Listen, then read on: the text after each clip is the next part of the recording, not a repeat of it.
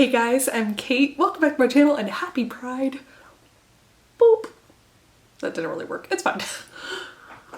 Today's video is going to be part writing vlog, of course, part life update in case you have not seen my Instagram stories recently, and part Q&A pulling the questions that y'all had asked from a couple of my writing lifestyle aspirations, goals, surveys. My hope is, like the Q&A writing vlogs before, you guys will also feel free to answer these questions. So in the description down below, I will have listed out all of the questions. But before I take you back to the start of the month, I do want to say that this video is being sponsored by Skillshare, and I'm really excited to tell you guys about some of the classes that I've been taking that I think really correspond with some of the questions this time, ranging from how to turn creative hobbies into jobs, authortube, and storytelling. But without further ado, let me take you back to the morning of June 1st. Excuse me, I'm trying to get an artful shot. This little paw's in the way. Sound of this little paw. Thank you. Oh, okay. Okay.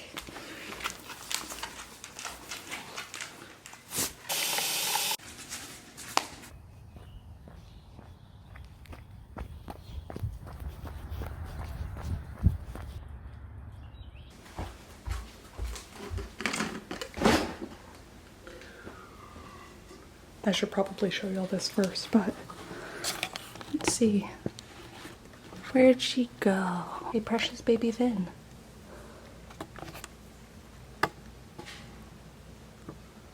Oh. Oh. Oh. You like books too, Vin? We've had the door in here shut, so she has not been able to explore. Hi, baby girl. Oh, did you get it? Yeah. Oh, all together.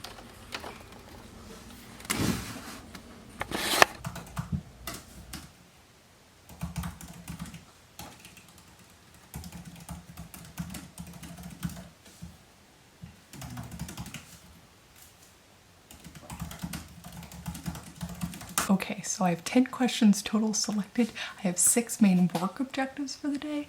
Let's freaking do this. So we're gonna start off easy with the question of, who do you let see your writing first? Family, friends, strangers online, etc. And I'm really excited to see people's answers because I think they're going to be more all over the place. Because obviously some people's families not quite as, accepting or interested in their writing, and perhaps they made more writer friends, so they talk to those people. Maybe they don't want to show anyone their writing but strangers. Maybe some people are scared of strangers' feedback. So anyways, I'm very curious. For me personally, I have people in my family who act as like alpha readers. Basically, like, they tell me if the story's good, if it's interesting, and I can kind of gauge their responses based off of their reactions from other things. They can act as the first people I sort of bounce ideas off of when I'm not yet ready to share what the story's about. In fact, when I'm still trying to figure out what the story's about. But also, I think I mainly rely on friends to act as beta readers or more strict critique partners, potentially. At least that's where I'm trying to move to. They're usually friends I made because we write in the same genre, which typically means that we read in the same genre. So I try and give it to my friends who like to read the stuff that I'm writing, and that way I can have more of an honest opinion on if it's any good, if it's comparable or not. If you don't have anyone that you feel like you can give work to, there are definitely places anonymously you can share your work. I think there's some amount of scariness in that, and that you're putting it out there and people could potentially steal it. But I know back in the day there was like the Absolute Right forums. There's different places on Reddit where you can post bits to be critiqued. Obviously all of these places online, it's better for you to learn how to critique and show that you're willing to put in effort by critiquing others first and then getting feedback. NaNoWriMo groups are wonderful for this too. If you have a group that you were talking to on the forums or in person locally, you can start another writing group, like a year-round thing. So they are, once again, strangers who ultimately become kind of friends. Yeah, so I think I do it in that order: family, friends, strangers, or family, friends, strangers, friends. Yes. Now I'm gonna get coffee during this next question, but it's one I get a lot, which is, do you feel that monetization of writing dampens your passion or creativity? So let's go get that. I think ultimately this is just a hard one to say. Obviously, we have a dedicated number of hours in our day, in our week, that we can spend writing, that we can spend coming up with stories. And if some part of that time has to be dedicated to making money from the thing, if that's the route you're going, then I feel like you are more restricted than someone who's not trying to make money at all from their projects. They can, in theory, write whatever they want, but there is some stuff that is more market friendly, more reader friendly than other stuff, and that's just how it is. Now, you may not want to write the most market friendly thing, or you may want to write in the genre but not in the particular niche that makes the most money. But I do think if you're depending on your books for your income, then that does have to be a consideration, right? However, this is one of the reasons that I'm all about diversifying income and having a bunch of different methods that you're making money. So I think that allows me to free up space. I also have a pen name that I've been working on that is just absolute nonsense. It allows me the freedom to do whatever I want, which is wonderful. You know, no one's expecting anything from that pen name. It can be crazy nonsense in the best way is what I'm hoping. But having said that, it is always the pen name I work on last. So yes, I guess in a way, the monetization does dampen the passion or creativity, but it never feels that way. I think that's because, again, I have a surplus of ideas. I really enjoy what I'm making, even if it is potentially more marketable stuff that I'm working on first and then the crazy weird stuff at the end. But you never know how well that crazy weird stuff might do, so I don't know. I don't know. Is that the answer? I don't know.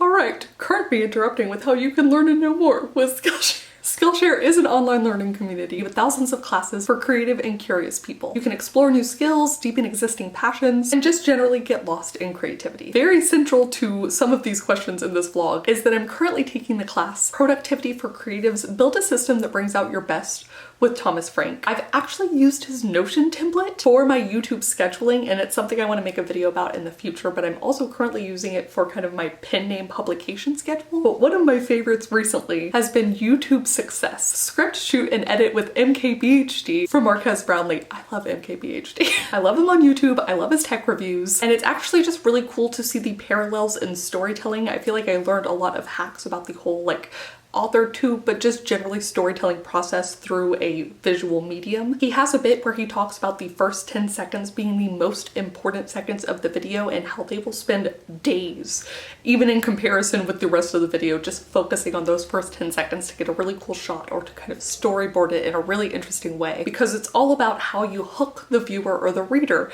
And it feels very similar to how much we as novelists, as short storytellers, as poets will focus on those first sentences. That first bit just really sets the tone for the entire project. I'm actually hoping to take a few of the things that I have learned and incorporate them, as one of my goals with authortube was to have one video a month where I kind of storytell in a different way. So I'm really excited. I'm going to focus on those first 10 seconds. I would be remiss not to note, as I have every time, how much I love the transcript feature. So you can follow along and still see the video down at the bottom, as you can see on the screen. I just started taking the class from Joshua Dickinson, Write Your Screenplay, The Craft of Story, Structure, and Script. So I'm really excited to share more about what I learned in that one in the future. Skillshare is curated specifically for learning, meaning there are no ads, and they're always launching new premium classes. So you can stay focused and follow your creativity wherever it takes you. And the first 1,000 people who click my link down below will get a free trial of the premium membership, so you can fully explore your creativity. But thank you so much to Skillshare for sponsoring this video. And now back to a Kate who just realized some good news. Also, I was putting it on my to-do list earlier, but I realized, look,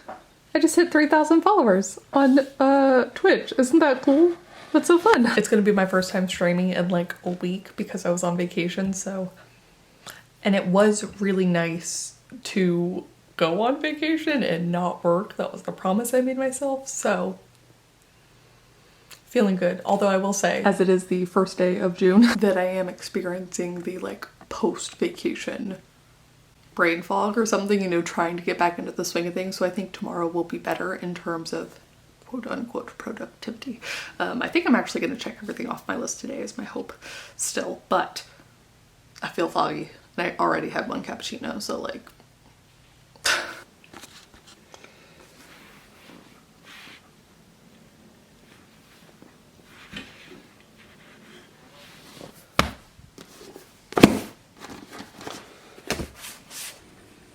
Tiny baby Bone's just sleeping. We all moved. Yeah?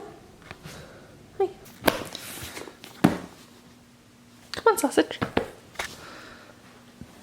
Good job. I think a natural follow-up to that question that really ties in with it is, for those of you who have or want to publish, how do you balance marketability versus writing the story you most want to write? And I will say that depending on what your goals are, this is a great reason that the indie sphere has grown so big. You can release your book to the public, to the audience, and you don't have to really worry about marketability if your goal isn't to make a living off of it necessarily. Like if you just want to share something, then that's phenomenal. You now have a way to share it, and you're not having anyone tell you that while they love the book or love your concept or love whatever, it's just not going to sell enough copies so they can't pick it up, you know? Well, shit. Okay.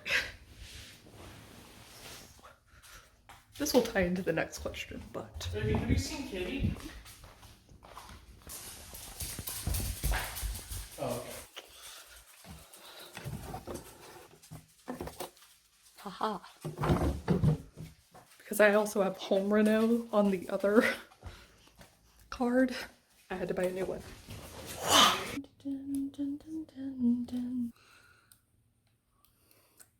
All right, and we're back. Basically, I would love to know how other people balance the marketability versus just writing whatever they want to write. I think I've lucked out in that a lot of the stuff that I want to write, I think is kind of marketable, and the stuff that I want to write that's not, usually because there's like a twist ending that would not be satisfying to anyone but me, I just do it for myself. And that's okay. I think it's important to write what you want to write and not force yourself to write something or change your story in a way. I'm still working to undo a part of the Meridian Maps, the first book that I changed to be more trad pub friendly, or what I thought was more marketable at the time. And I regret that I did that, you know, so. The next two questions are authortube related, which feels fitting for my mini camera meltdown we just had. And I'll answer the easier one first, which is how do you start up an authortube channel without knowing anyone personally in the authortube community? I don't think you need to know anyone. Most of us did not know anyone when we first started our channels. I actually think that commenting actively either on smaller channels, videos, and also in live streams, that's how I get to know a lot of people and their personalities and what they're working on. And so then when they start channels, I'm like, oh yeah, that person. So it's not that I knew them before. I just, you know, gradually got to know them, and then they started their channel, or they started their channel and they did those things. They commented, they hung out, they asked questions, and you meet people that way. It's kind of like making friends anywhere else too. Oh my god, like this is really happening. Whoa, let's go. I'm ready. I'm here. The next question though is a little bit harder. I want to start vlogging, but I'm worried about sharing too much. How do you separate Kate Kavanaugh, as in the you we see and love muchly, thank you, from the real Kate and stop the lines becoming blurred? This one's interesting because though I just had that camera meltdown, I will have cut around the actual full bit of the video because the boyfriend kept interrupting me. It was very cute, but it is just my video. And basically that's how I keep it separated. But in terms of sharing too much, I have been told by friends that I shared too much of my story sometimes. However, I think that does get people interested and invested, so I can't personally tell you where the line is on that one. That's you make mistakes and you learn the hard way kind of scenario sometimes. And I will just keep stuff vague. I thought about this a lot recently. I've been watching these booktube panel discussions, or just like general booktube discussions that people have been having, these live streams that I've loved a lot, so I'll leave a link to all of them down below. But they've been talking about mental health a lot lately, and the biggest key factor is that we don't actually know everything that's going on in a person's life. Oftentimes we don't know about the stuff going on until later when they can articulate it. I'm actually curious what people think sharing too much means. If you have any kind of, like, don't necessarily tell me the name, but anyone on YouTube or on Instagram or any sort of social media where you followed them for a while and you feel like they're sharing too much, I would be curious where that line was for you, and if it was more of a lesson for you, like I'll never do that in the future, or if it was like a unfollow situation. For concrete suggestions, unless you specifically are wanting advice, I would wait until you're very sure about a thing to share it, whether that's something going on in your personal life or just something you're kind of thinking about professionally. It can be really hard when you pivot from one decision to another decision when you were kind of on the fence anyways, but you shared the first one. I think it's natural to do that actually pretty often, but the audience, while sometimes understanding, doesn't always take that into consideration when watching. I'd also say you can sit on a video for as long as you want if you're unsure about it. So you can vlog something at the time and just wait to use that footage later, and that's fine. Not everything you film or not everything you say has to make it into the final edit, or it can be in something that you use way later, and that's okay too. To show that you were waffling or to show that you were whatever, struggling through something until you're ready to share that. But it is now 1:08 and I've been waiting to work on this project until it was time for the Twitch stream. I'm actually doing the thing where, because I'm streaming 4 days out of the week, I only draft one story during the stream. So I'm only working on this I'm only allowing myself this time to work on this project, since it was supposed to be a side project that's ended up taking up more of my time. So it works out really well actually, because it's something that isn't super secret or anything, but I haven't talked about it a lot other than sharing how the process is going. But then I'll also let myself edit it at night with like a glass of wine or something. So that's the only time I'm allowed to work on it, and I'm really excited. I only have 21 minutes left to wait. So let's go to that. Hiya. Don't mind my very precarious placement of things.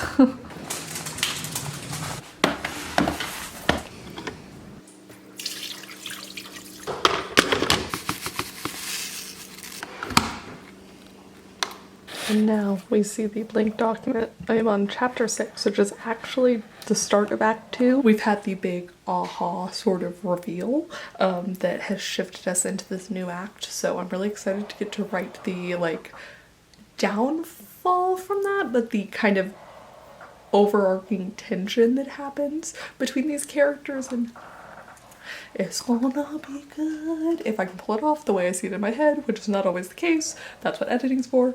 It's fine. But this one I am also using an outline. So, chapter 6 it is. You know, I haven't used my tricky one in a while. It's all the way at the back. There we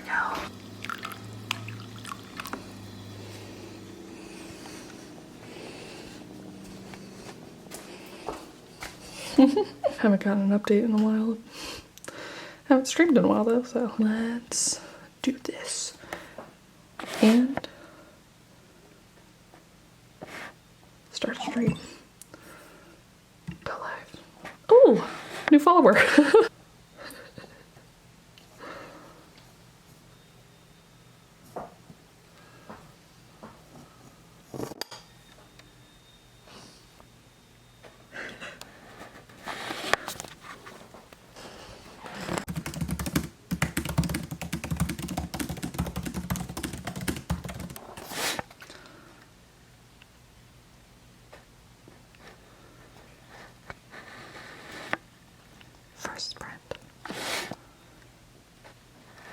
Alright, we're part of the way through the second and final, because it was pure chaos, sprint. I refilled my coffee and I got a bribe.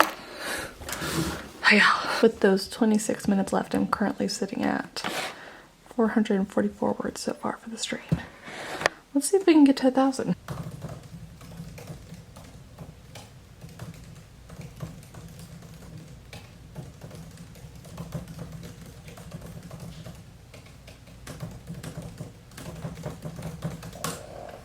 I guess.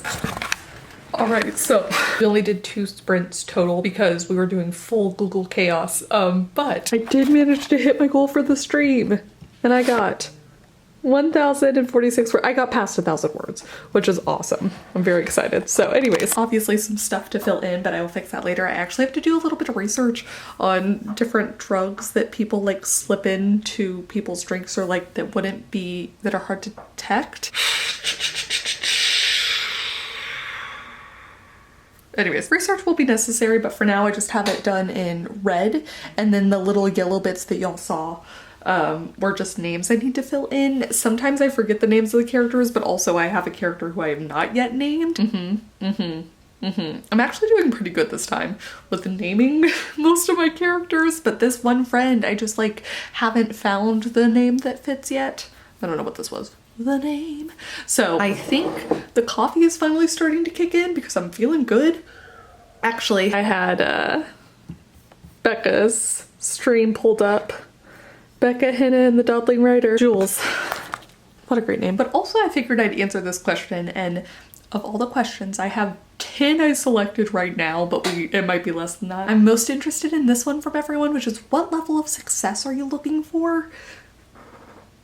What an open-ended way to ask that question, and it really made me think because I don't know. Like, I have some bucket list things where I'd love someone to make fan art of the characters that I've created, or I'd actually love to hear that someone had made fan fiction from characters that I'd created. Like, that would be so cool because I got my start writing fan fiction, so just being like so full circle. I don't know.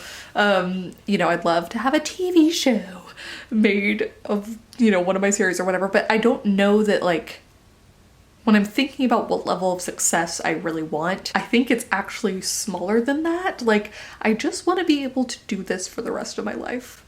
So maybe it's not actually smaller than that. That's a very big thing. But if I could just have the freedom to create and make enough money to afford to live. I'd like to publish more. I'd like to write more. I'd like to try different mediums more. And, you know, I just want to be able to do that. Is that the level of success? I don't know how much success that is that would allow me to, for the rest of my life, just create the things I want to create. It feels like that would be a lot, right? When I think about what really matters to me, like, I'd love for people to love my stories or love whatever I do enough that I could just keep doing it. And maybe that's it. So switch it up. We're actually going to edit this current vlog as I have pulled up everything through about where I started the Twitch stream.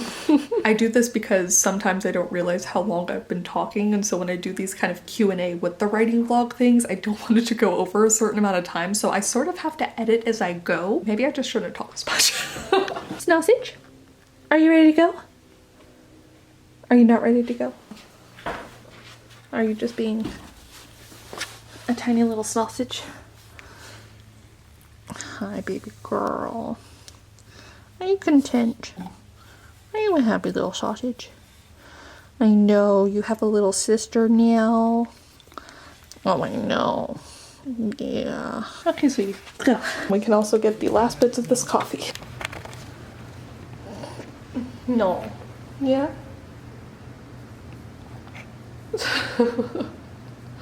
Well, this is how editing is now. Oh shit.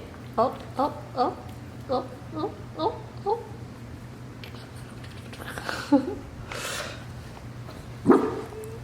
Is my knee unstable for you, Ben? Coffee's bad for you, sweetheart.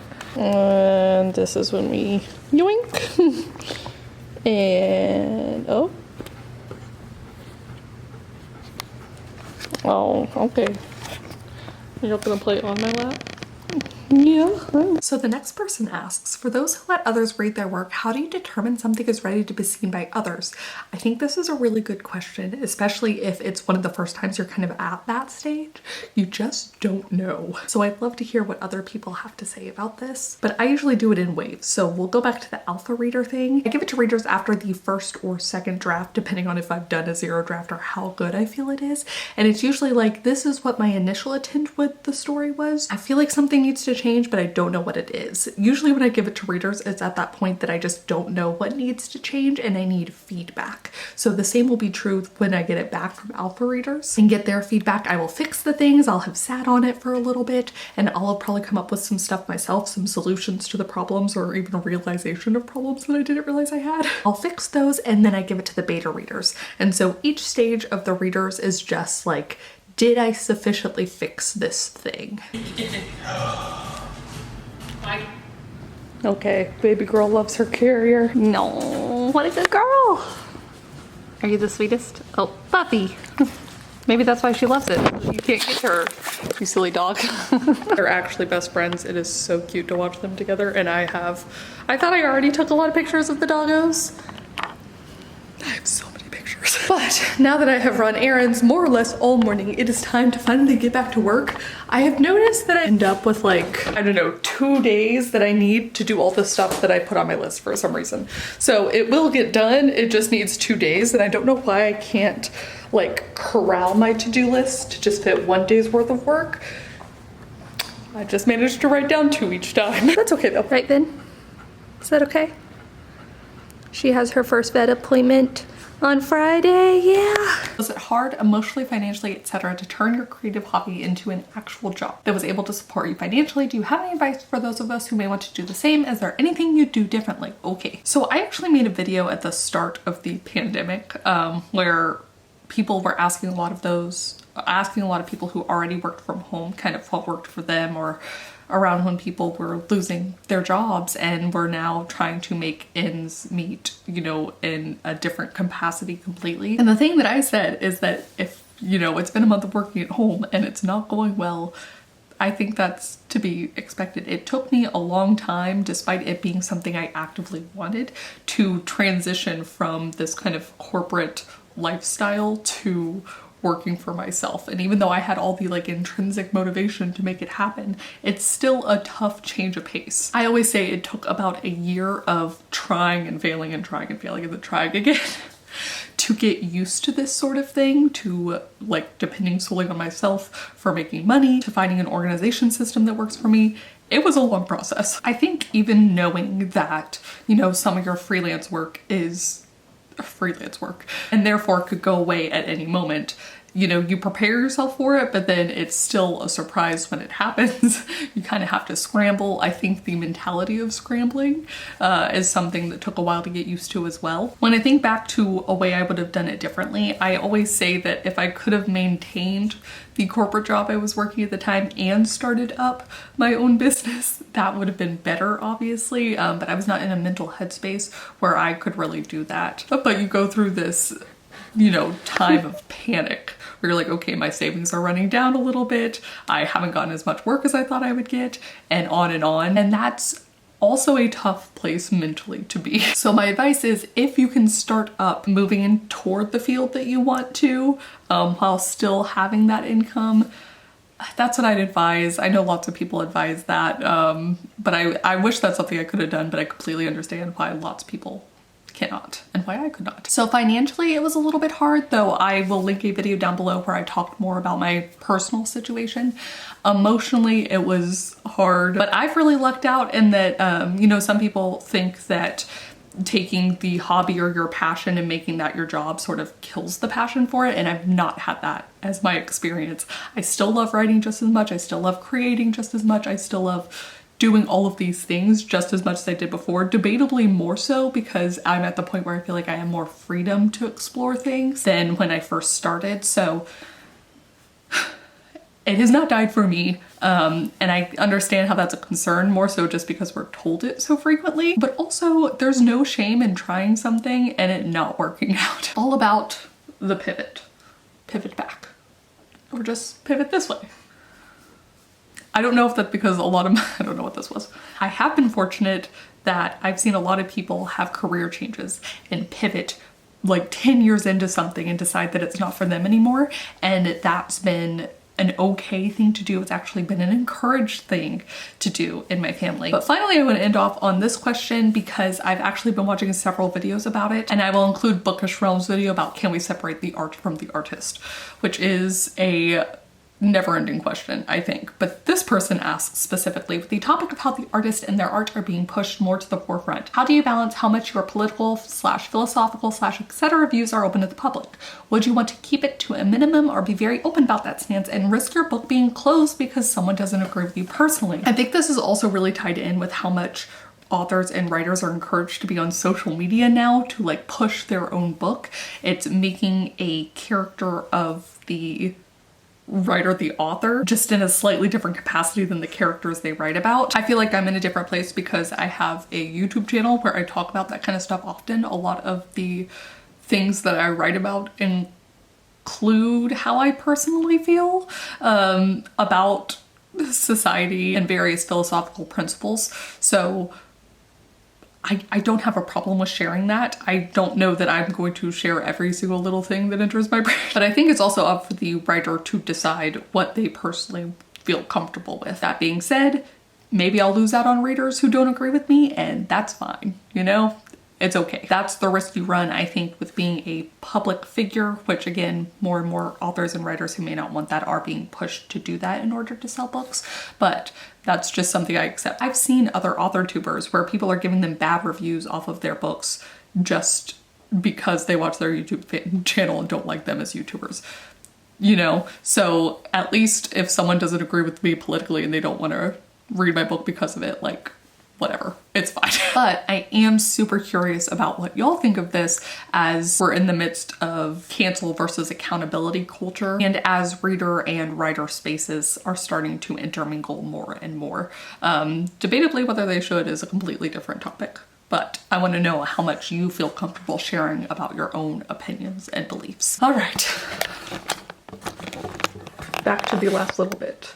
Also high blocked. And that is it. Okay, I answered 9 of the 10 questions that I had without making this video too long. We're actually ending off on kind of an interesting point for me, where I have crossed over into Act 2 of the story that I'm working on, but I realized on the Twitch stream that I need to reread it. This is the first time that I'm outlining, and I'm really trying to stick to the outline. This is a like process experiment for me, a very long one, but something just feels off, and so I'm trying to take that message now, go back and reread everything, and if I need to re-outline, I'll re-outline. But I think really I just didn't pull off chapter 6 the way I hoped I would. Yeah, so really, fingers crossed, it's a small change. This is also coming in at an interesting time, as we're now into June, and it is the prep month for Camp NaNoWriMo. While at the same time, I've been working on this project that I've really only allowed myself to play around with during streams, so I think I'm gonna have to rejuggle some things and reprioritize some items on my list, and I just don't know where I stand with that currently. So we're ending off on kind of an interesting note, but please do comment down below. Again, I would love for you guys to answer any of the questions that we discussed this time. I'd love to hear what you think. I also am curious where you guys are at in your projects. When it comes time for Camp NaNoWriMo and the prep months, are you better able to like structure what projects you're working on? I feel like I get to the point where I'm always adding a new project, which is very fun, but then I'm just, at the end of the month, I'm like, oh, now I have another new project I'm juggling. So I don't really know what to do about that. So if you do me a favor, comment down below, let me know what you think, let me know if you struggle with this too. But that is gonna be it for me. Thank you guys so much for watching, and thank you especially to some of my new patrons this month. Brianna Salvador, Lauren Smith, Kendra, Vivica Graffin, Snapdragon, Taylor Reynolds, Siobhan O'Neill, and Amanda Feezer, and I'll see y'all all very soon with a new video. Bye! Oh, I know. Oh, what a big stretch that is. Okay, sweetie, now that you're awake, we're gonna move, okay? She's like, we're not though. Are we moving? What a good cat. She looks like a stuffed animal.